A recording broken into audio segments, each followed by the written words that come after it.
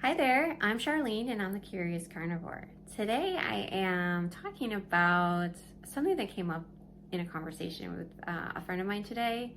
She is a vegan. She's probably going to know who she is if she's listening to this. I wanted to just touch base on this because number one, she has been super gracious with the conversation and she knows I'm a carnivore. I know she's a vegan. I know we're kind of on opposite spectrums here, but she's been super open about learning about the things that I've been learning, things that I've been curious about that I've learned and share with her. She is absolutely open to learning and growing and understanding her body better, whether it be through fasting or nutrition. She's been super open to it. So I really appreciate that aspect of her personality. She's not defensive or anything like that. She just is open.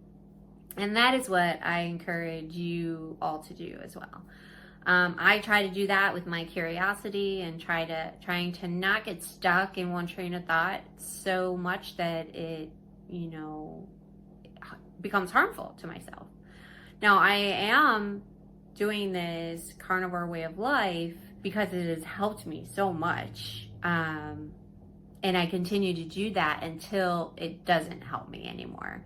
If it's not helping me anymore, I am willing and open to change my perspective.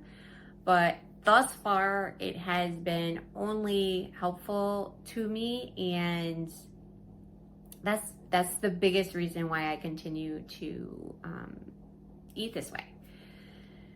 So this conversation I had with her, it came up that she was having this eczema flare-up, psoriasis flare-up on her hands. She sent me pictures. It was red and just really inflamed, and she's getting it in her armpits and everything like that. She was telling me about this, and I basically thought of all of the people that I've seen on YouTube cure themselves from major outbreaks, like life-threatening type of outbreaks, like miserable life outbreaks of eczema skin conditions that have resolved their conditions through an elimination of ultra-processed foods, well, the carnivore plant.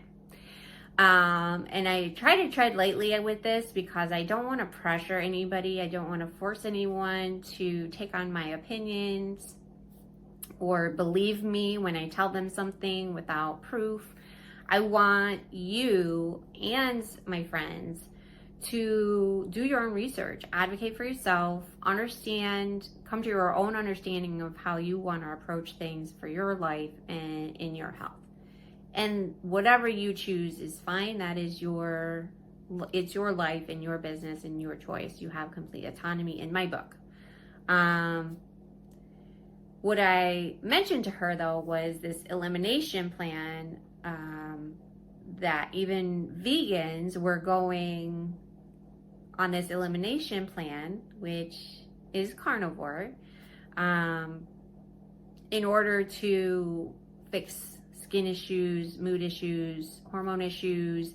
They've reversed all of these symptoms that they've been having. Okay, so we were talking about that, and I mentioned this elimination plan, and it got me to thinking too then, because she responded with this elimination conversation. She responded that she was definitely open to learning more, and that she was doing all these things. She was adding zinc and iron to her diet to see if that helped. She was kind of seeing if some of the products that she'd been using were affecting her. She was doing all this logical thinking in her head to kind of diagnose it and find the problem, right? But in the meantime, she also added these supplements to her diet. And it just triggered this memory for me and how many supplements I used to take. I used to take so many supplements. I have a magnetic morning and evening supplement pill organizer that I still have, and that I don't use anymore because I don't take any supplements anymore. I mean, I take a couple, but nothing near where I used to be. And, you know, I used to do the same thing. I used to, you know, try and diagnose myself. Oh, I'm fatigued. Oh, I'm having hormonal issues. I'm having stomach issues. I'm having this issue, that issue, skin issue, hair issue. I'm going to take biotin. I'm going to take probiotics and prebiotics. I'm going to take fish oil. I'm going to take a protein powder. I'm going to take a thyroid supplement because I might have an autoimmune disorder because I'm fatigued and my hair loss and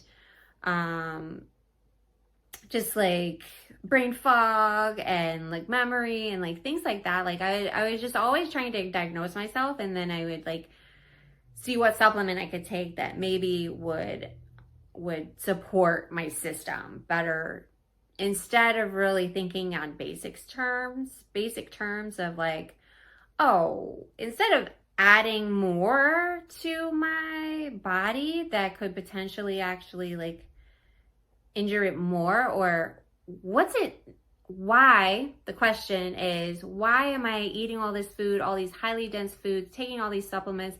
How in the world am I still deficient in something to cause these issues, to have these symptoms of some bigger problem, right? So that's the bigger question, is why am I having these deficiencies when I am supplementing up the wazoo?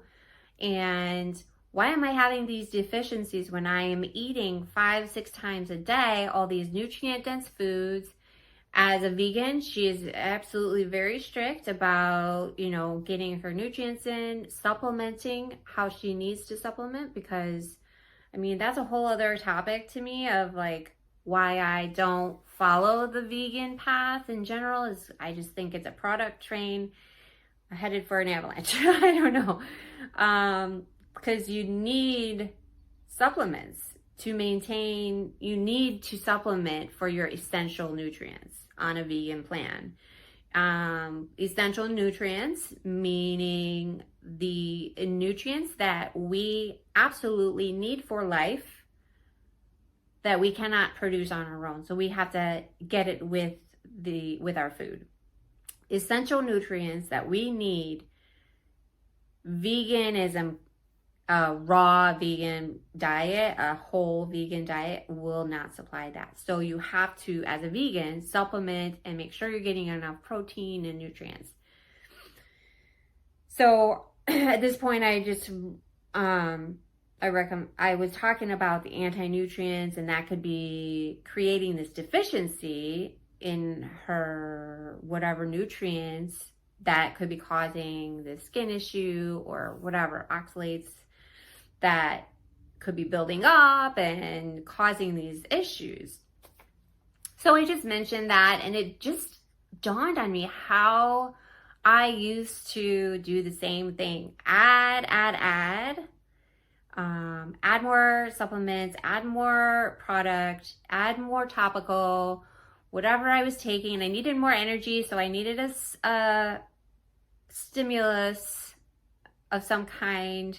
I needed an appetite curbing product. I needed a skin product. I needed a hair product. I needed supplements for that. I needed all of these things. Need for something that should really just be there, you know? Like it should already be there. And so what I would encourage you to do is really assess what you're doing currently before you add anything else. Assess what you can do now. Like the two probably most powerful moments in my life-changing moments, not moments in one moment, but like times, a season in my life where I had huge impact and huge growth and huge understanding about my life and about what I needed for to thrive in my life, what was causing anxiety and stress in my life. The two times that were the most impactful that I recall was when I assessed what I was doing, reevaluated, and then eliminated. I went back to the basics. 7 years ago, I had financial difficulty.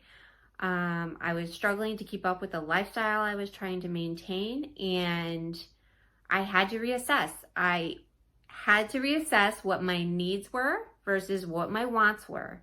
And that was a big gap. I had to eliminate all these wants, these things I was attached to that were not serving me anymore, that were not helping me at all, that I did not need, that I thought I needed to impress people or to put on a certain light, present myself a certain way to people. And I just didn't need that as much as I thought I did. The social aspect, which was, very expensive. So living socially, drinking all the time, going out to bars, going out to dinner all the time is very, very expensive. I think everyone knows that. But that's something it changed my life, eliminating a lot of these things. And I'm not just talking about the social life. I'm talking about the makeup, the hair, the nails, the skin products, the supplements, the food I thought I needed. That changed my life.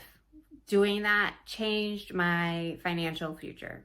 And doing this elimination diet back almost a year ago now, not quite a year, but it has shifted my mindset again. It has shifted me. It has allowed me to grow in a way that I would have never thought possible. And so the connection here is that I would really, really encourage you, if you're thinking about adding more things, if you're just one of those people who's very overwhelmed and anxious, think about what you're adding to your life that is unnecessary, that is just really more anxiety inducing. It's band-aiding, it's putting a band-aid on things. And I'm not a doctor. If you're on prescription drugs, you need to go through your doctor to wean yourself off of those drugs. You need to probably start as soon as possible with a new way of eating, a healthier way of life, so that you can heal your body in a way that allows you to wean yourself off of prescription drugs. I wouldn't do that by yourself. I wouldn't recommend doing that. I need to say that, obviously, but everything else, supplements, over-the-counter stuff that you're doing on your own, that someone told you needed it, or you read an article and you're like, oh, let me try that. And now you kind of just made it part of your routine. I don't know if any of those supplements ever really had an effect. I don't know if I ever felt anything different. Sometimes I think I would feel like if there was a stimulant in it, I would definitely have some kind of, energy effect and things like that. But overall, actually feeling like the health benefits, I'm not sure I ever did. And when I got off of them, I felt the same. I felt normal. I felt kind of the same. And eating this way has allowed, and eliminating all the stuff has made my life so much more simple, has changed my life so much more drastically than anything else I could have ever added to my life. So, if you or someone you love, appreciate this video, like and share it, subscribe to my channel, and if you're looking to add more stuff, hit the pause button, reset, change your thinking. The things you think you need, you don't need them, okay? Have a great day, and I'll see you in my next video.